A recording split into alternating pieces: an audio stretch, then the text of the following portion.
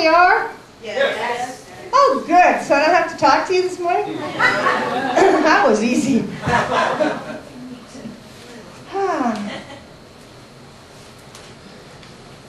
I think we often think we know who we are, and sometimes we hope we know who we are.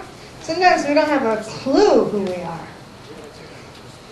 And I love January in this teaching because we go back to the basics to remind ourselves of the truth of who we are. And I love it when there are 5 weeks in January because the basics are the first 4 chapters of the textbook. And when there are 5 weeks, it gives me an opportunity to start out with who is Dr. Holmes. Some of you know Dr. Holmes was the founder of this movement. Some of you don't. So this morning we're going to look at who was Dr. Holmes to get an idea of where we came from. Who was this guy? There's this wonderful series starting in Creative Thought magazine. It's a 12-month series. For January, the first one is New Thoughts, Wounded History. Since the 2 religious science organizations are integrating into one new, beautiful, magnificent creation in the world, it was the thought that it would be a good idea for us to go back and look at how it all began and to get over the idea that we are some incredibly wonderful group of people who came from human perfection and know everything. We don't. We're on the same path that every religion is, working our way to an understanding of the truth of our being and that God is present everywhere. We're all on that same path. Whether we're Buddhist or Hindu or Catholic or whatever we are, we're all on the same path. We're just approaching things from a different angle.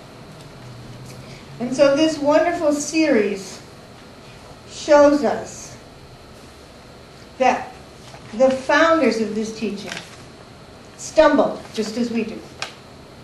They had doubts just as we do. They had fears, they had moments. What's the saying? Even saints have a bad day. They had moments when they were having a bad day. They had moments when they ticked people off. It's all part of who we are as human beings, marching along the path of spiritual evolution, discovering ourselves. And as Kathy read to you this morning, when we welcome all that stuff to us, the days when we've blown it, the days when we've ticked people off, the days when adversity seems to knock at our door, when we welcome all of that, we're able to come to a new understanding of who we are and what direction to take. So, in the bookstore, every month, you will love it. I read it yesterday and I was like, oh my God, thank you, thank you. So, do that. Okay. Okay, now back to business. I was looking at how much do we know about our founder and how familiar are we with the basic tenets of religious science. I know a lot of times I've said it, you said it, something happens and we say, well, I knew that. No, we didn't. If we knew it, we'd do it. The whole idea of this teaching is when we know better, we do better. In every moment, we're doing the very best we know how to do. Dr. Holmes, from the beginning, did the very best he knew how to do. And although a lot of people like to put him up on a pedestal, oh, that great and wonderful mystic who founded this teaching, he wasn't perfect either. He screwed up just like we do.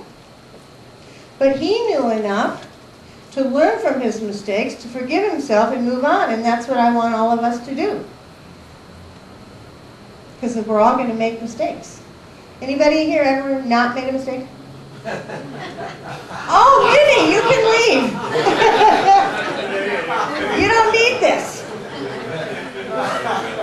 We will now call her the Messiah Minnie. Okay. So, let's look at him, our founder, this wonderful, glorious human being who touched the center and found God. Which is what we're all trying to do, right?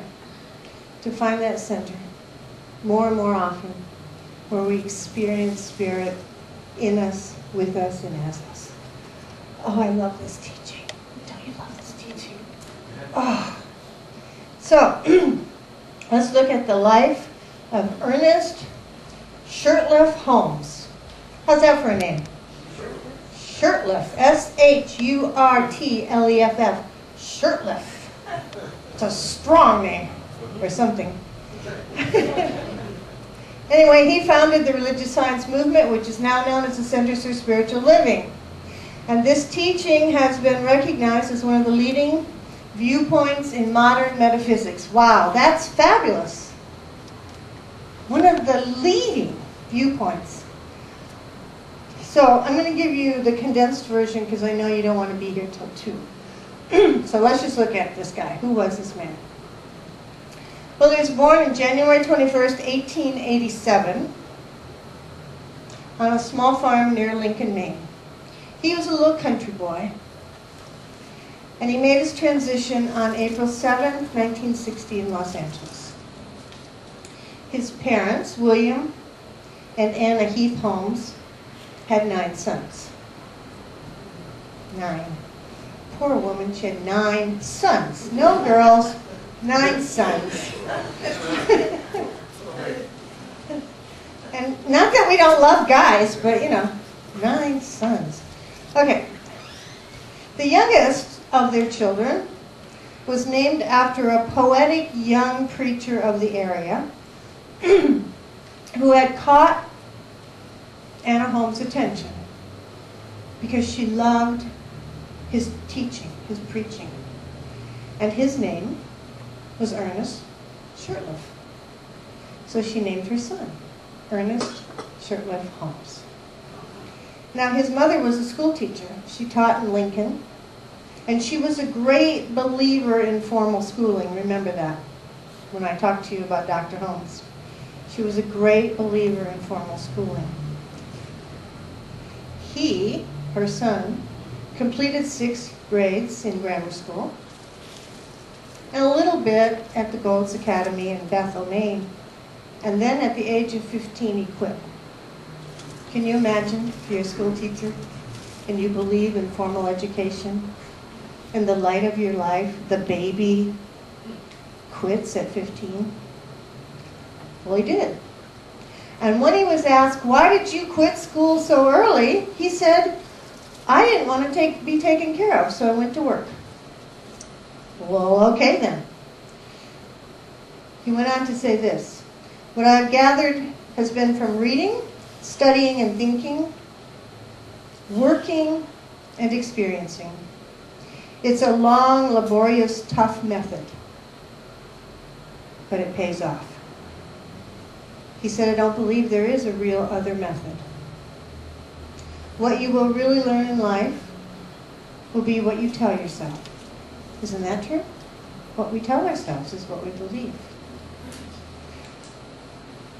What you tell yourself, he said, in a language that you understand, that you accept.